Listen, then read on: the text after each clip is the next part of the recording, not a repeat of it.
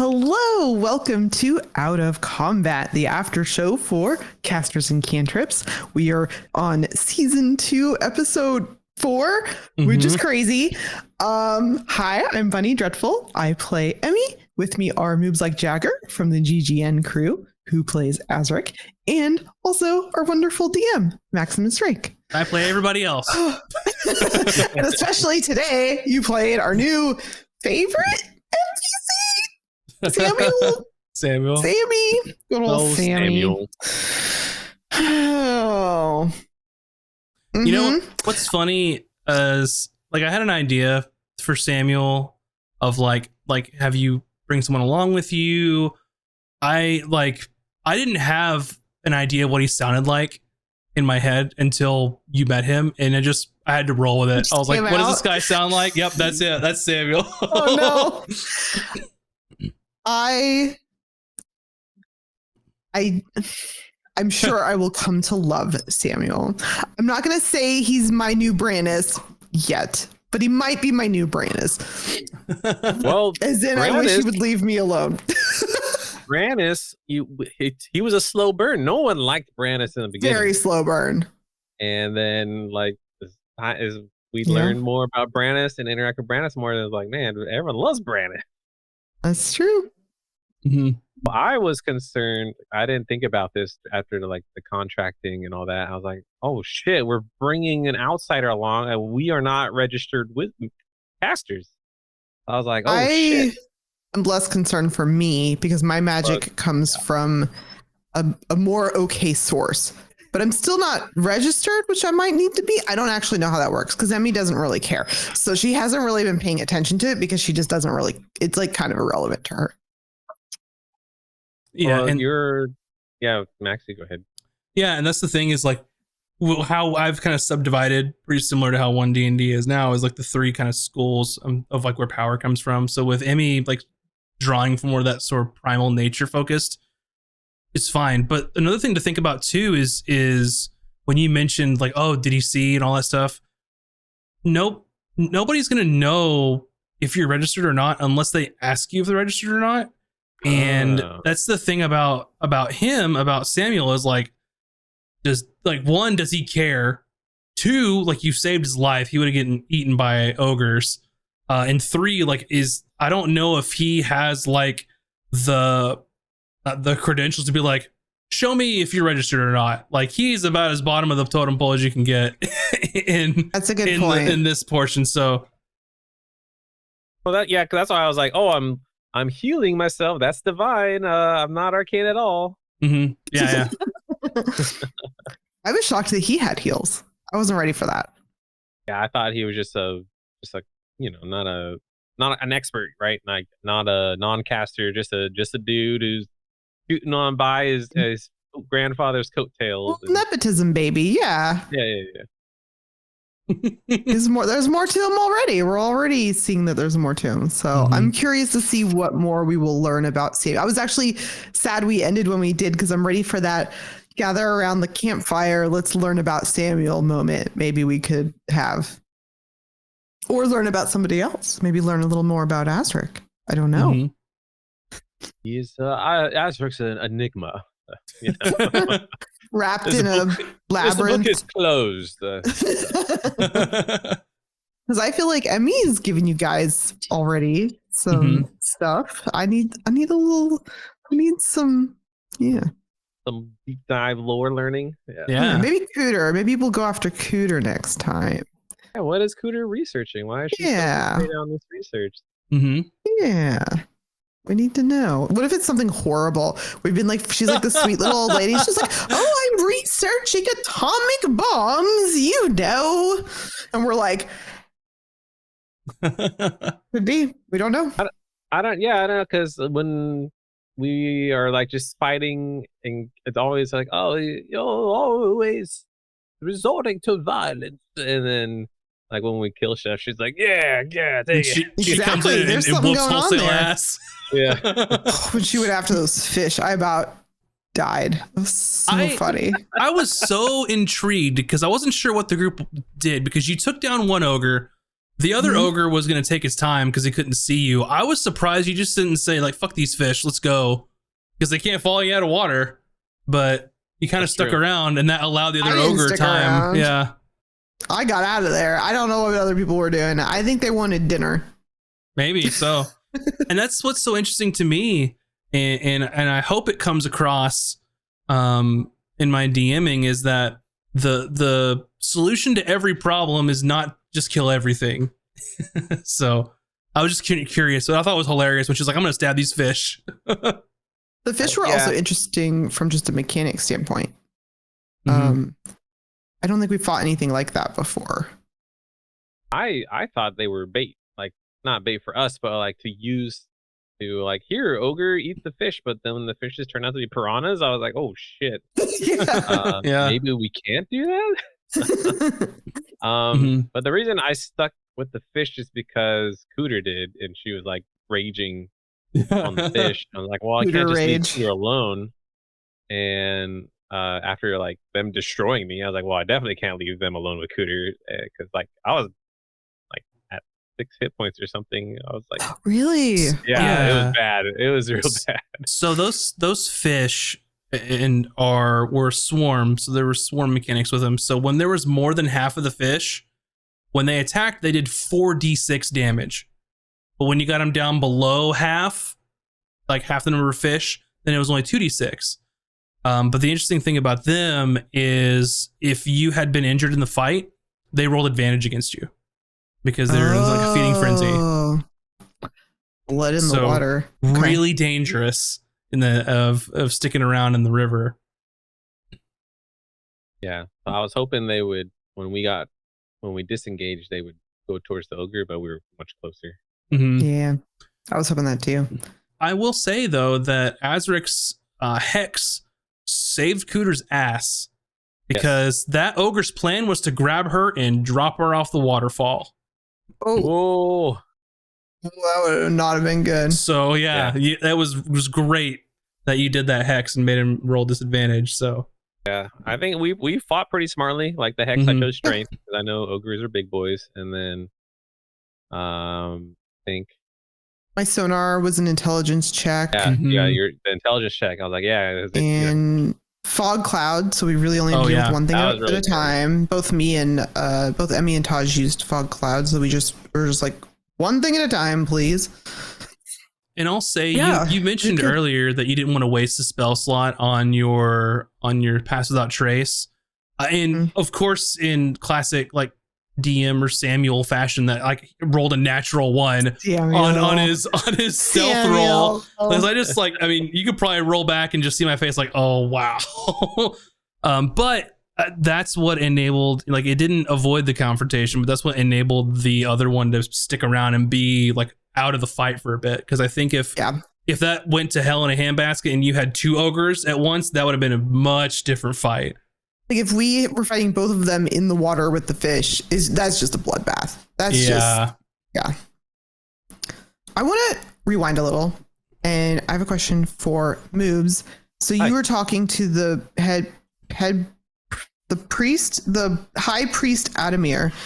How do you feel about being a face character with Azric as opposed to us forcing you to do it as Ron? Because we kept always having you be the leader as Ron because it felt right, even though I know it wasn't always the easiest based on your stats. And I'm just curious how you feel about it now. Well, I think Ron was perfectly fine, like mechanic and stat wise, to be the face, but role playing Ron. Because Ron is a paladin, so have high charisma. So obviously, if Ron wasn't Ron, he would have been the perfect face. But Ron was like the reluctant leader, didn't want to, be the one talking to authority. But like we're now, like I'm playing the opposite of charisma character, like Pound from Warlock. Azric's fine with chatting, fine with being the face. He's always talked his way out of problems already, like from growing up or in his current previous situation. So it just seems natural for Azric to take the leadership role of just like trying to talk his way out of things rather than like leading a group. Is that fun? But are you finding it fun because it's a completely different role play? Yeah. It's a lot of fun. I especially love doing Azric's voice. It's really good. Yeah, sometimes he could be like a little snooty sometimes, or it's like where Ron was the reluctant leader, Azric is fine with being like the face leader. But I'm curious how that's going to play off with Hayden, me too, character, because he's also like a face character. So I feel like we're going to have like some headbutt situations, RP wise. Mm-hmm. Some power struggles. That's what I think is interesting about campaign 2 compared to campaign 1. Is in campaign 2, I feel like a lot of the characters are a little more rough around the edges compared to everyone's characters in campaign 1. I think is in a general way. That's what I think is so interesting about it, because the different pasts for like Azric and like Taj, who knows what Cooter's doing, who knows what Hayden's doing. And then you have poor sweet Emmy who's stuck all in the middle of it. What's happening? She doesn't know what's going on. She's not unsmart. She's just right. This is all due to her. Yeah. This is it's culture naivety and ignorance. Naivety. Yeah, I think it's okay. interesting. If we go under the water, I'm going to be in charge of the whole show. So yeah, I also think we're still feeling out our characters. Like we still haven't we don't know how we're going to fully RP or decide one thing or another in certain situations. Like I'm still learning what like Azric's capable of, or what kind of quirks or faults he has as a person character. So I think the more because it's only 4th episode, I think the more we move forward, because I know there's still not a lot of trust within the group. It's like there's Azric and Taj, and then there's everybody else. And like Cooter kind of feels like I only care about my research. I'm only here along for the ride because I have to be. I'm forced to. So I'm hoping maybe in the future we find out more about Cooter and then try to I really want to find out more. Become a tight crew. Yeah. And I think that with Cooter, she's more leaning on the team mom role to make sure you all don't do some dumb shit all the time. I think we even talked about that in a previous Out of Combat, where she's like if I don't try and take care of these dummies, nobody's going to. So Emmy is very much enthralled with mostly Azric, Taj to a slightly lesser degree, but really both of them, because she's like, look at these adventurers. They're totally the type of pirates I've read about in the books. They're out there exploring and finding treasure. That's what I want to do. It sounds so much fun. And she's naive enough to believe the things you guys tell her. So she's just along for the ride, but willing. So we'll see when that bubble gets burst. It was so hilarious when Emmy just started talking about pirates and stuff, and Samuel's just standing there. It's so funny because look, we didn't know he was there. You can't tell he's there. He's a specter. It's incredible. They're just you don't know he's there. But I've been standing here the whole time. Superpower. And I hope that came across as he's the awkward teenager, when no one's talking to him, he's just kind of there, well, I don't want to walk away in case someone wants to talk to me, but I'm just gonna kind of wait until someone says something. I love it. I want that bit to continue forever of oh, you're here. Right. Samuel was it? Right. Okay. Yeah. Dwight from The Office and I was thinking Anne from Arrested Development. Or what's her name? They're all, they never remember her name and they never know she's there. It's so funny. I love that. It's just this kid that we're oh, you're here. Okay. I did love that moment where Emmy was oh yeah, we're pirates, and Azric was whoa, hold on. try to bullshit his way out of another situation. That was probably my favorite moment in the session. Other than Samuel was yeah, of course you're impressed. It was so funny, how quickly some of the characters just immediately dismissed Samuel. Like, yeah, like he's a good kid. Like he's kind of a screw up, but like, you know, he's trying to be this thing to impress his grandfather, and he's, you know, trying his hardest. But I think some people can definitely relate to that. It's true. I can't believe Chad gave him the inspiration though. I can't even. I was just watching those numbers and I was so close to getting my horse girl inspiration, and then Samuel just took it away from me. That better save his life next session. The DM needs love too, you know. That's true. We're just role playing one character. Max is role playing like 6 or 7 at a time. That is true. That is true. That's why I made the distinction whenever Mac was like, we don't want the DM get to get it. I was like, no. Samuel get it. It's not just me to use whenever. It's for Samuel. So because I don't need inspiration. Oh, clearly. Well, yes, sometimes, because when you roll the 1 on the stealth. Yeah, I mean, well, Samuel does, yeah. He's got inspiration in his pocket. Yeah, so. that's true. I'm excited to see how the rest of this little trip goes. Like, will Samuel kind of come into his own by the end of it? Will he learn some valuable life lessons?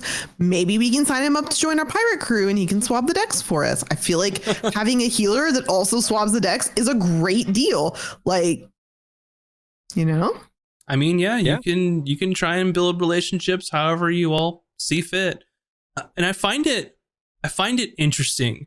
It was kind of going back to episode 1 in like Rostodon, where sort of these city states and like the divine were like, they were the ones, like the oppressive ones, trying to get you. They put you in jail. You had to escape and all that. And then I think it's so interesting because you come to one island over to Linares, and now y'all are working for the band. That's so weird. Yeah. I mean, I love the island setup is so interesting because of that. Yeah, I just find it interesting because, like, excited. I mean, it's up to, you know, it's definitely up to the party and the characters what they want to do, who they want to align with, what kind of activities they want to go into. I just thought it was funny. It's like, yeah, we want to do more of this. But I assume Azric wants to just get money and get a boat. So any job, yeah, I think that's is the job. The big plan, and this is like the most secure and guaranteed way to get money. Like, I know we still have like some items we can sell, but it's like we are all broke. We have nothing. That's very true. Yeah. So getting 175 gold a piece, that is huge, especially considering like, that's a lot. That's a big sum just to help a nepotism grandchild become a priest. I mean, for the most part, we thought it was going to be pretty easy, right? Because he's like, oh, he left for a day, ran out of food, and went back home, right? So we're like, oh, this is just like this is a no-brainer. This is an easy job. But then, yeah, those ogres and piranhas really messed us up. I wouldn't even know what's happening that when we get to the what is it, Mount Cabradon. Yeah, this could get rough. Yeah. We don't even know. Yeah, interesting. Yeah, and that's, I think, what makes it so interesting about the sort of islands and the city states is how they're set up. Is like there's a major hub of a city where most of the population lives, which leaves this rest of this large island full of who knows what, right? Monsters, what have you. So there's still a lot of. I'm glad that it comes across that there are still city hubs, but there's still places that are left unexplored and are kind of wild, where you get that other half of the D&D that people want. Definitely. You do a fantastic job of, like, more so than campaign 1, like you're really making this portion of the world like really feel alive, really feel distinct, especially with like how many islands there are and how different they are. I mean, granted, we only been to 2, but already they're kind of polarizing in a way where we were being hunted and we were gonna die to just like, hey, you want to do some jobs? Like, yeah, and I think that it was just happenstance. The reason that you had this in is because of Hayden, because he's an acquaintance with her. Without that, I mean, you would have been on your own pretty much. But yeah, and I think that's what's so interesting is between island to island, like if you break the law in Rostodon, like Linares doesn't give a shit. Like they're independent, like real like city states. The problem comes in is once you're on the Divine Order of Conservancy's radar, they're the ones that don't have jurisdiction. They have jurisdiction everywhere, I should say. It's like they don't care what island you're on. Like that's kind of above that. So it'd be interesting to see what happens in the future. Yep. Very, very excited to play again next week. And we too. Yeah. I think that's gonna wrap it up for this episode of Out of Combat. Yeah. All the things you need you can find at castersandcantrips.com. Follow us on the YouTubes, please. We'd be greatly appreciated. We were less than half to reaching our total hours watched to getting the partner. Yeah. And please subscribe if you haven't done it already. And if you like how the campaign's going, or you don't like how the campaign's going, or you have questions that you want us to answer in one of these after shows, throw them in a comment down below. And, we see those. So just do it. Just ask whatever you want. Yeah, just ask anything. There are no stupid questions unless you're Samuel. All right. Until next time, everyone. Bye.